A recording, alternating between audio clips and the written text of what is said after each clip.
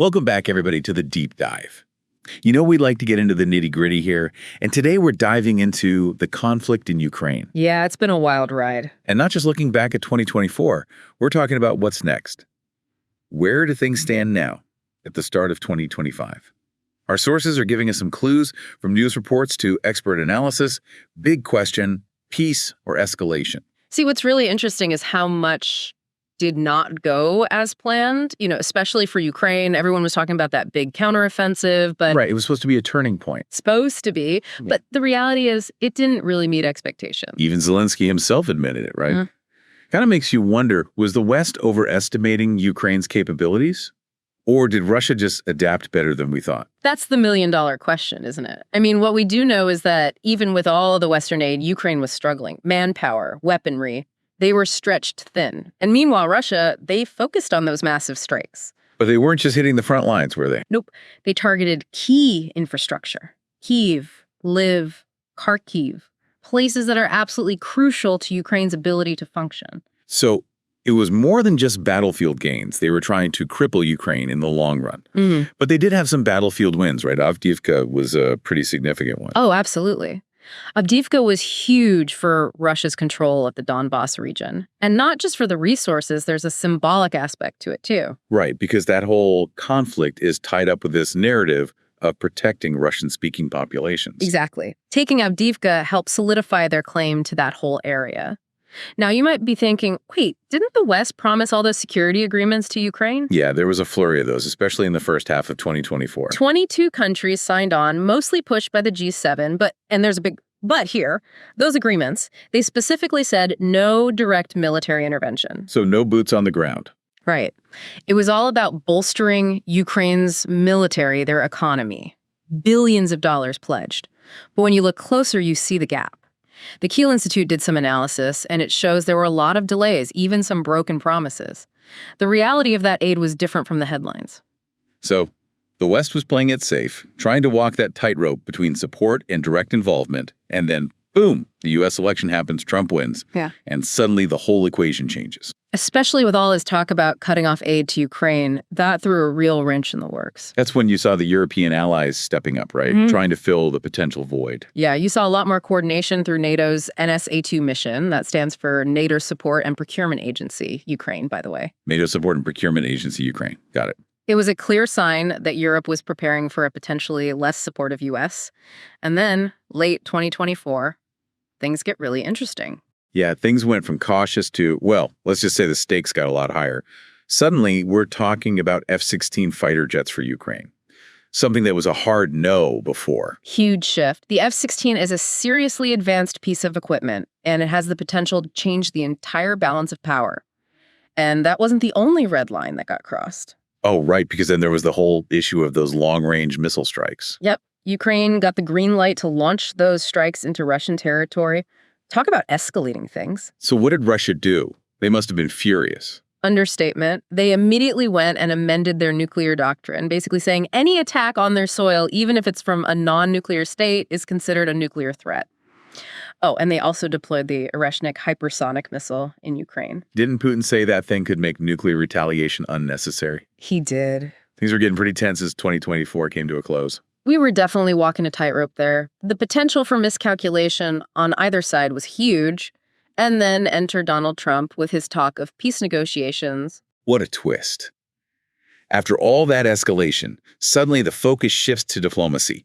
Everyone's holding their breath, wondering what Trump's going to do. It really did feel like whiplash, Yeah. All that campaign talk. And then suddenly Trump's team is putting out these peace plans. And get this, they weren't all on the same page. We're talking 3 completely different approaches to getting Russia and Ukraine to talk. Yeah, it was like they were just throwing everything at the wall to see what stuck. So let's break it down. What was the first plan? Well, Keith Kellogg, he was Trump's expected point man for the whole conflict. His idea was to use U.S. military aid as leverage, basically pressure both sides. What do you mean? Threaten to cut aid to Ukraine if they don't negotiate, but also dangle more aid in front of Russia if they refuse. The goal was a ceasefire along the current lines. So force a stalemate, basically. Interesting. What about the other plans? J.D. Vance, the new vice president, he wanted a demilitarized zone, like a buffer zone along the front lines to separate the two sides. Okay, makes sense. But there was a catch. His plan also said Ukraine had to give up on joining NATO. Ah, so a concession from Ukraine in exchange for supposedly a more secure border. I wonder how they felt about that after fighting so hard. Right. And then there's the third plan, the most controversial one, which was Richard Grenell's idea. He was supposed to be Trump's special envoy for special assignments, and his plan involved giving autonomy to parts of eastern Ukraine. Autonomy, so basically ceding control to Russia. Pretty much, yeah. And like Vance's plan, Ukraine would also have to drop their NATO ambitions. So that one involved a lot more territory potentially changing hands. It's interesting, though, all three plans involve Ukraine giving something up. Were any of these actually realistic? That's the big question, right? The feasibility of any of them really came down to one thing: compromise. And that's where things get tricky. Could Ukraine really stomach giving up land after all they've been through? Would Russia actually honor any kind of agreement? Yeah, good point. There's not a lot of trust between Russia and the West at this point, after everything that's happened. Right. There's a ton of mistrust to overcome. And our sources point out that Russia was really skeptical of the West's commitment to peace in the first place. They probably saw it as a way to buy time for Ukraine. Exactly. They kept talking about the root causes of the conflict, NATO expansion, what they see as anti-Russian sentiment in Ukraine. So even getting to negotiations would be a challenge, let alone actually agreeing on something. Absolutely.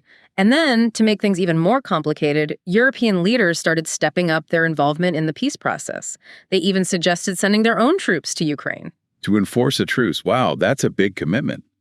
Do you think they were trying to take the lead, since the U.S. was so unpredictable with Trump back in charge? It's possible maybe they felt they had more leverage, being closer to the region and all. But here's the thing. Russia wasn't really on board with the whole ceasefire idea in the first place. They wanted a complete victory. Right. They wanted a solution that addressed all their security concerns once and for all. Lavrov, the Russian foreign minister, called a truce a road to nowhere. Remember that? Oh yeah, they definitely didn't mince words. They wanted a comprehensive solution, something that addressed what they saw as the underlying problems: NATO expansion, a hostile Ukraine. For them, this wasn't just about the current fighting, it was about preventing future conflict. So truce was just kicking the can down the road in their view. They wanted guarantees, something legally binding. Exactly. And remember, from their perspective, this wasn't some isolated event. They saw it as part of this bigger power struggle with the West. So they felt like they had to secure their position, not just focus on territory. Yeah. It makes sense that they wouldn't settle for some temporary fix. Absolutely. So you can see, as 2024 came to an end, things were really, really precarious. Peace plans were floating around, but with all the suspicion and conflicting goals, any agreement was super fragile. And the risk of things blowing up was still very real. It really did feel like the whole world was holding its breath, wondering if 2025 would be a turning point towards peace or descent into something even worse. But there's another layer to this, right? The global impact. This conflict didn't just stay contained in Ukraine. Oh, absolutely. It sent shockwaves everywhere. It was like a stress test for the whole global order, exposed all the cracks. Alliances were shifting, countries reassessing their positions. There was a renewed focus on security and defense everywhere. And not just militarily, right? Think about the economic fallout. Those sanctions on Russia had a huge ripple effect across the whole global economy. Energy prices, supply chains, everything got hit. It's true. It was like the conflict threw a wrench into the gears of globalization. Countries had to start rethinking their dependencies, their partnerships. All the old assumptions were gone. It was like the start of a whole new era full of uncertainty. A new era of geopolitical competition. Yeah, and some countries saw it as an opportunity, like China, for example. Right, China definitely stepped up their game, trying to position themselves as an alternative power player. Exactly. And that created a whole new set of challenges and opportunities for everyone. It's like the world was suddenly playing a different game with new rules and new players. So the conflict in Ukraine wasn't just about Ukraine. It triggered a chain reaction that reshaped the global landscape. And as we move further into 2025, the big question is, what happens now? It's a lot to take in, right? This whole situation, the conflict, the peace talks, the global impact. Our deep dive today has really shown how complicated and interconnected it all is. But as we look ahead to 2025, the big question remains, what's next? Yeah, that's the million-dollar question. And honestly, there are no easy answers. I mean, what our sources make clear is that there's no one predictable path forward. We're looking at a whole range of possibilities, some hopeful, some, well, pretty terrifying. It's like we're standing at a crossroads. and there are multiple paths ahead of us, leading who knows where. That's a great way to put it. There's the path of diplomacy, which, even if it's fragile, offers some hope, right? I mean, at least they're talking. The fact that peace plans are even being discussed, that international players are trying to mediate, it suggests that a negotiated solution isn't totally out of the question. But then there's that other path, the one where things get worse. The one where mistrust and all those conflicting goals lead to even more escalation, maybe even dragging more players into the conflict. Exactly. And we can't forget about the human cost of all of this. This isn't just about geopolitics and strategy. These are real people whose lives have been completely upended, millions displaced, families torn apart, entire cities in ruins. Even if they manage to reach a ceasefire, the scars of this war are going to last for generations. It's heavy stuff. It's easy to get caught up in the headlines and the politics of it all, but it's important to remember the human side of things, the people trying to rebuild their lives, their stories, their resilience. That needs to be front and center in any discussion about how to move forward. Absolutely. This isn't the time for simple solutions or short-sighted strategies. We need careful analysis, thoughtful diplomacy, and a recognition that real lasting peace requires compromise. It requires empathy and a willingness to overcome the divisions that got us here in the first place. It's a tall order, for sure, but one we can't ignore. So, as we wrap up our deep dive into the future of the Ukraine conflict, I want to leave you with this.